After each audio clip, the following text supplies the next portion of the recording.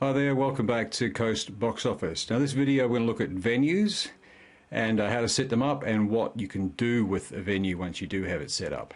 Venues not critical to publicising an event, but they certainly are critical once you get down to the nitty-gritty of seating plans and actually selling tickets. So here we are in our agency and we're logged on again as Mr. Joe Agency. Now, venues are under the seating menu up here, and you can see we don't actually have anything. The only thing we can do is set up a venue. So let's go about and do that, and we'll call it My Theatre. The thing about venues is that they don't have to be an actual, it says here, seated offline. Seated offline is the term widely used on the internet in terms of classifying events and their locations as to how it operates. So this is a seated offline. It could be a standing offline, offline meaning that you have to attend it in person. And here we have a virtual online location or a mixed online offline. So the three types of venues. In most cases, if we're dealing with a physical venue, a theatre, a hall, a bar, any kind of venue, it is a seated offline venue. And here we can go again. These are defined. This defines it more at a more granular level for search engines to identify what we're talking about. And it could be a music venue, stadium, museum, or in this case theatre, or just a default venue if you just want to just use the default. We have a capacity setting, and really that's just to it doesn't do anything other than to advertise. It's the advertised capacity of the venue as opposed to the actual seating capacity, because or rather ticketing capacity, because when we get to ticketing capacities, it's controlled by the seating plan. So the actual number of seats that you have in your plan will dictate how many actual seats are available. The capacity here is just more of an advertised capacity. So you might have a venue that's got roughly 500 and you put 500 in as the capacity. And all that does is it just tells the search engines and also visitors just how big the venue is, you know. Again, here we have a status, and we'll just leave it not available for the moment. We can have a description if we want. This is my venue. It is awesome. Okay. We can have a web address.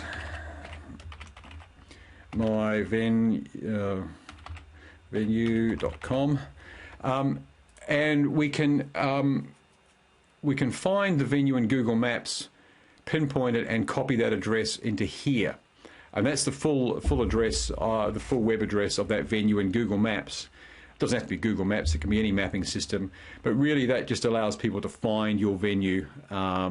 Street address, it is only important if it has a street address, but we do ask you for city. And at the moment this is a required field. So I'm just going to put Gosford at the minute, but you can, we are going to remove that as being a requirement. And the only reason it's required is that we can search for venues based upon their location, or rather shows or events based on their location, which is down to the city. But whilst that's required at the minute, that's going to be deprecated soon. The box office, where people can call to get information, and the ticketing email address. This is important because if there is actually, if they are calling the venue rather than the agent, it's important that you have the box office phone number here, 027 and tickets at myvenue.com. So that's all we actually need for a venue. If I could fix up my spelling mistakes, that'd be great. We can then go and indicate, and it's for indication only, this page, the description of operating. So in this case we would just say open, or the box office is open. Box office is open, and it's open on these times. So you can see at the moment it's currently all closed. So we'd simply just pick a time, say it's 09 to 1700 on a Monday. And that just indicates to people when they're looking at the listing when your venues open, if they want to turn up in person and get a ticket. It also indicates to Google the opening hours of your venue. Compliance, does it comply with COVID-safe legislation? Yes, in most cases it will be. Now, that's all that is required at this point to actually get a venue. We'll add some more in a moment, but I'll just show you how it ties back into our events. If you've seen the event video, which we created an event called My Event here, we looked at the promotional tab and we were able to select a venue for promotional purposes. Now we've got My Theatre. So now we can actually say for strictly promotional purposes, and this is not for selling purposes, it's just to say that this event is going to be on at My Theatre. And we can save that event. But what will happen is if we see this event here, it's not going to show up because we're just saying it's on at a venue that is not actually active, and that's actually causing us a problem. So we're not actually seeing. Let me just make sure that our event is. Let's just make it to be advised. No, that's actually I was incorrect. It should now show up, but if we look at it, it's not showing the venue information. Okay, so it's because it's an optional parameter, we can still see the ad for the event without the actual theatre being attached. So my apologies for not being totally accurate on that. But what will happen now is if we go to My Theatre and we change it to available, and what I'm also going to do is I'm going to give it an image. And again, 900 by 150, it's a banner image in this case for the theatre that we're looking for. And we've got a picture here of a theatre venue, default picture. You can see it's quite a wide picture. We'll save that.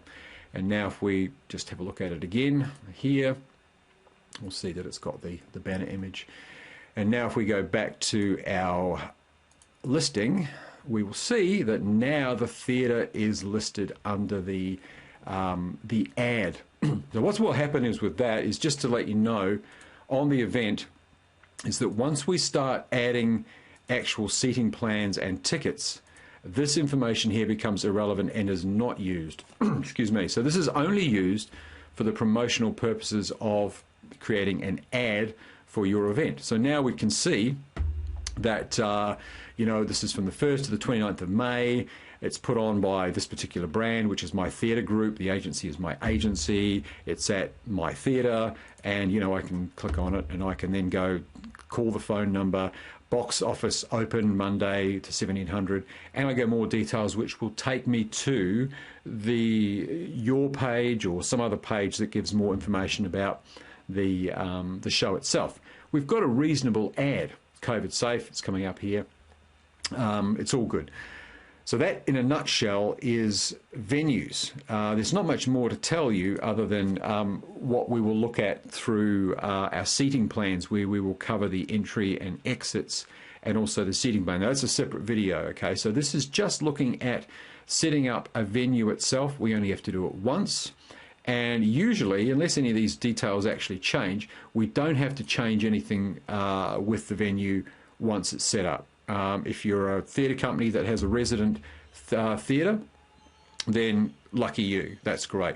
You can just set it up and you don't have to change anything. If you are an agent and you are looking after multiple brands touring around different pubs and clubs, then you would set up a basic venue here for, if you wanted to, that is. It's prudent that you do. Again, the more information you set up here, the better your events get promoted. But you would set up a venue for each and every bar or pub or club that your talent is being booked at.